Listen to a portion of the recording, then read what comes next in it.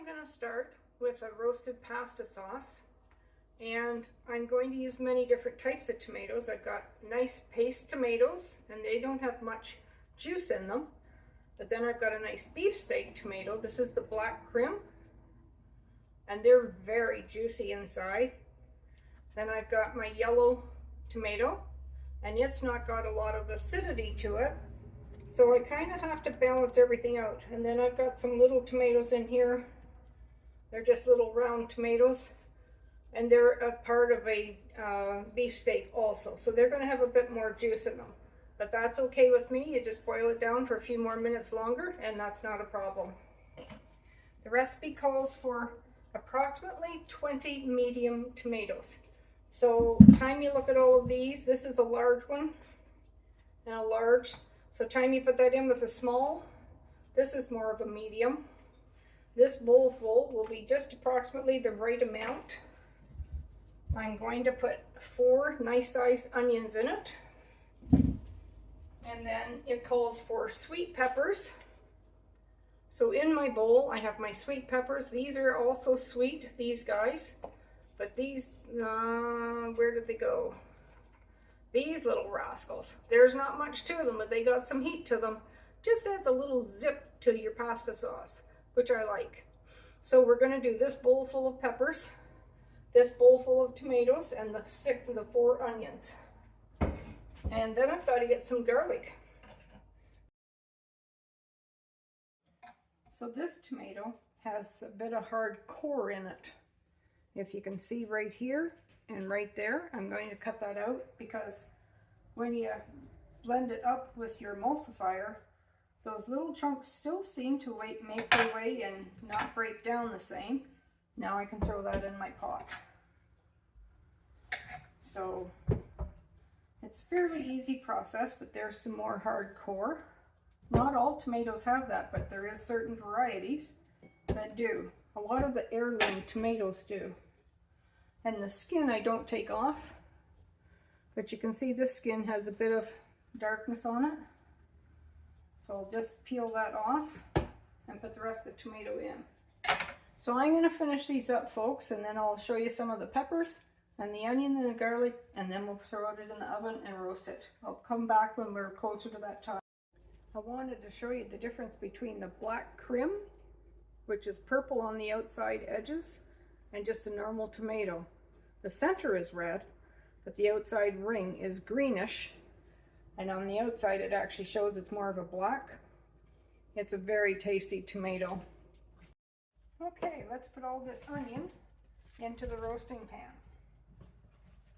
Just spread it all in there, and then I'll mix the tomatoes and that up when I get the peppers and everything in there and the garlic, and then mix them up.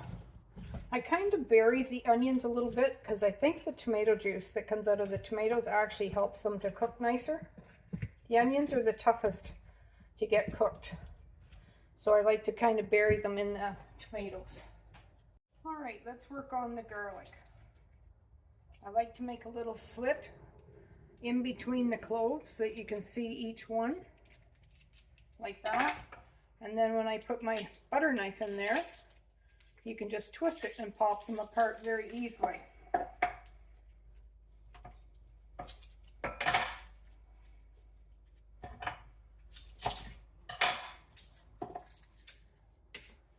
Okay, these rascals, I get a wooden spoon, and then I just pound it. Now you can see the skin just pops off, and the garlic is already crushed, which helps it to cook a little faster and a little nicer, and spreads it out over the pan. See how it just pops out of there now, folks? And your garlic clove is all crushed up.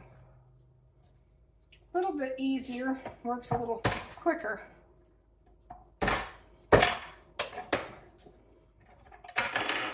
This one needs popped apart, and then I can crush them. Okay, so that did a whole bulb of garlic in what, 10-20 seconds? Not too bad, helps to speed up the process. Garlic is so sticky. Goodness, the papers stick to your fingers. Oh, look at this one was starting to grow. See the little green tip on it? Okay, let's get this all into the roasting pan. Move on to the peppers.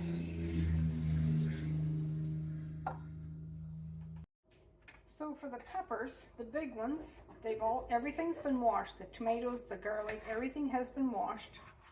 And the peppers I just like to cut open, and they're very roughly chunked also.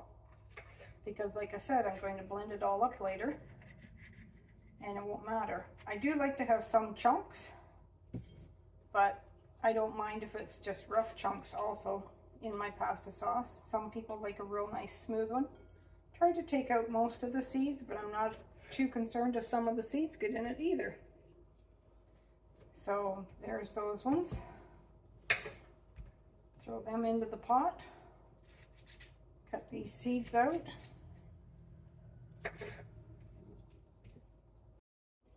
These little ones are the ones that are so hot. You think something that tiny wouldn't be very powerful, but oh boy, she is. Not like a jalapeno, but it's got a nice little heat to it. I rather enjoy it myself, and I don't mind that. I just throw the whole thing in. I'm not going to even take out the seeds of those little rascals. I forget the name of them. I'll try to find the name for you in case you're interested.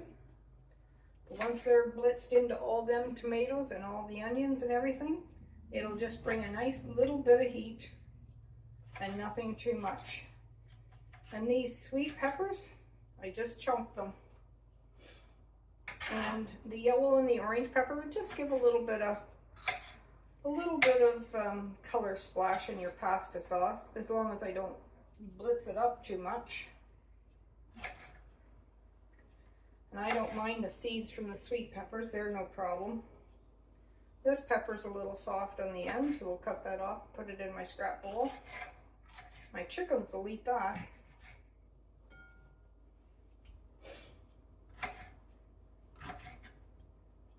What all do you like in your pasta sauce? Do you just like tomatoes, or do you like the blended flavors of all the veg? Then I'll water bath this all when I'm done too, just to make sure that it is properly canned and shelf stable for a nice length of time. I'm going to cut these seeds out, folks. This is a little... Now we're going to bring some color to the party. Nice thick walled yellow peppers. These are store-bought because they're just not quite ready in the garden yet for color. They need more days to ripen from green and go to the yellow. So I thought, well, I better buy something from the store because I do like that little bit of color. And you can just cut them right into the pot. Take out the seeds. And we're good. I'll bring you back when we start to get it bottled. So I want to put some salt and some sugar in here. So I've got my pickling salt. And I usually just sprinkle it across the top like that. That was like 1/8 of a cup for this big pan. And the sugar, there's a 1/3 cup. And you have to have the sugar and the salt to balance your recipe because of the acidity. So I put in that much salt and so that much sugar into that big pan of the 20 tomatoes and the peppers and garlic. Well, we can see that the tomatoes are getting a little softer and cooked in there. I'm going to give them a stir. I'm going to rinse my jars out. I know they were clean when I took them down to my basement, but I'm going to rinse them out and check them on the rim if you can feel any cracks or anything. You gotta make sure they have a good seal. I'm just gotta estimate how many jars I'll need. My canner will only hold 7 jars. So I'm going to start with 2 big quarts. Now I'll have 2 quarts that I can use for lasagna.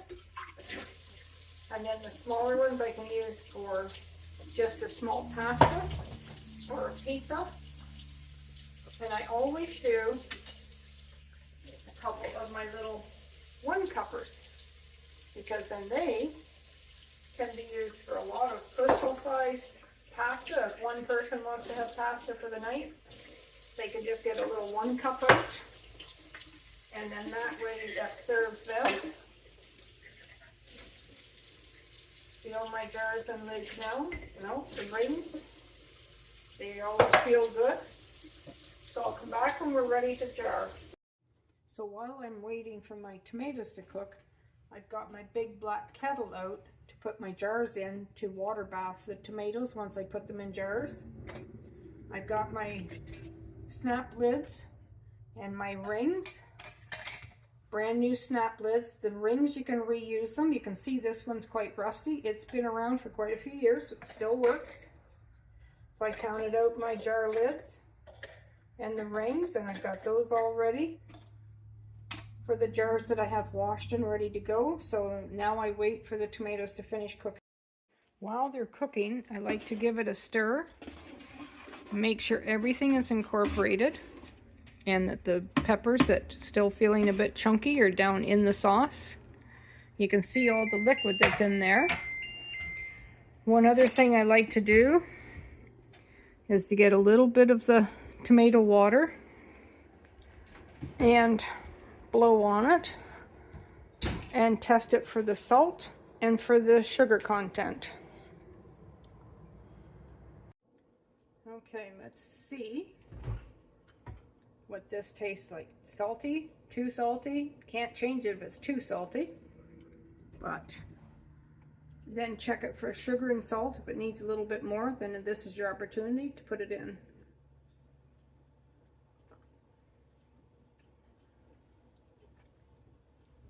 Whew. Got the zing of those little peppers.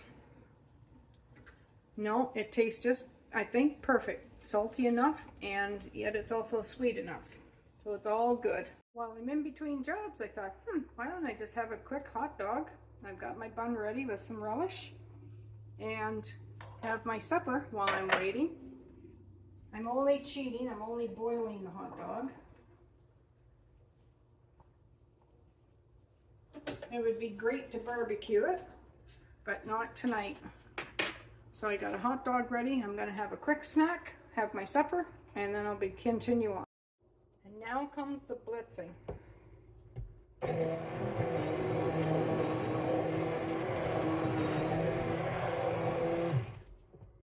Okay, one final test taste. This is it, the last chance to adjust your sugar or your salt.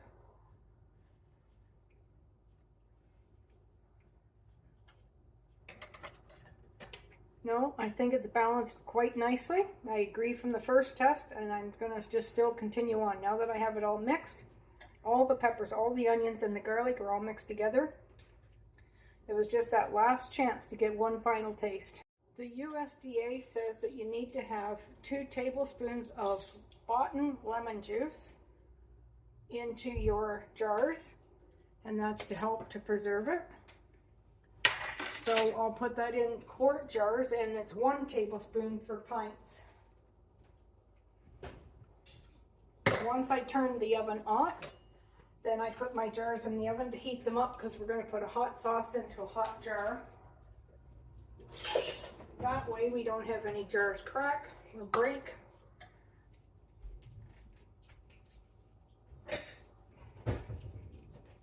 So we'll start putting this into jars.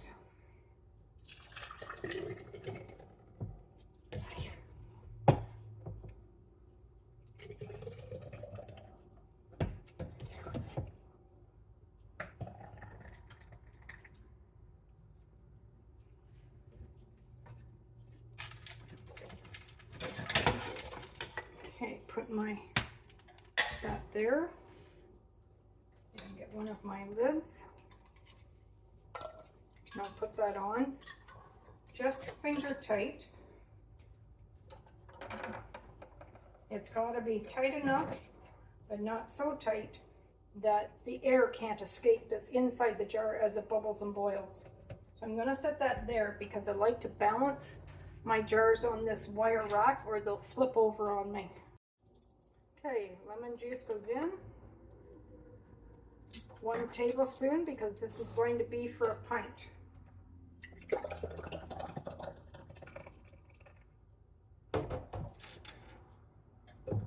Make sure there's nothing on the top of the rim, no food, no particles. Okay, and put a ring on. And then I'm going to set it down into the water, just finger tight. Put it in there. So now we're at the processing stage. We got 2, 4, 6 pints and 2 quarts of roasted pasta sauce. So now we're going to put the lid on and we're going to bring the canner up to a boil, and then we'll turn it down to a gentle rolling boil for 20 minutes. And then these will be processed and ready for the basement. Well, let's get this pasta sauce out of the canner.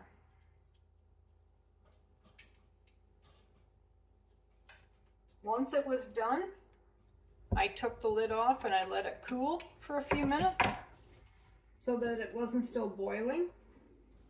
And my lid's just loose enough. I want to tighten it.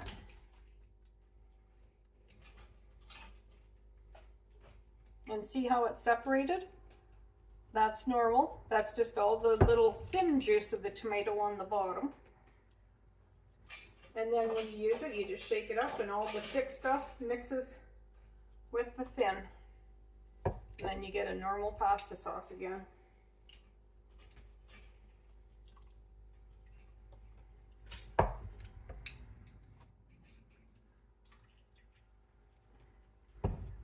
So I think it was 6 pints and 2 quarts.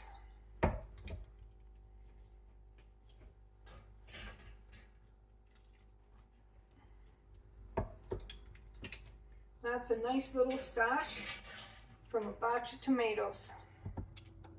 That's 7 times I'll be able to eat a nice pasta sauce, make a lasagna or a pizza, or just a ziti bake. Cook up the noodles and mix it with the tomato sauce and some cheese and bake it in the oven. Whatever you would like to do, or you could make tomato soup. Anyways, I now have, just a second and I'll move you. So there's all my pasta sauce. Ah, that one just sealed right before our eyes. That's cool to watch and hear. They should all pop like that. And that's just the lid sucking down because it's in cooler air now. So now I have shelf-stable pasta sauce for the winter, summer. It'll keep for a couple years, no problem, and not change in quality. So if you find this content of some value, like, share, subscribe, and stay tuned for the next video. Blessings to you and your family. Bye.